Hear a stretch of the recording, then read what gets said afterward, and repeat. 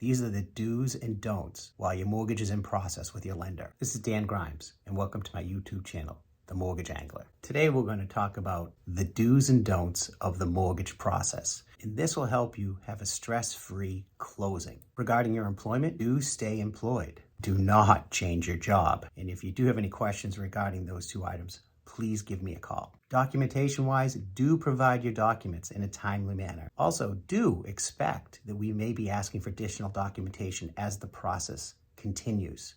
Here are some items not to do. Do not make any large purchases during the process of your mortgage. Don't buy any furniture. Do not transfer any money from one account to another. Do not deposit cash into your bank account without talking to me first. Do not close out any credit cards. Do not increase your balances on your credit cards. Do not apply for new credit.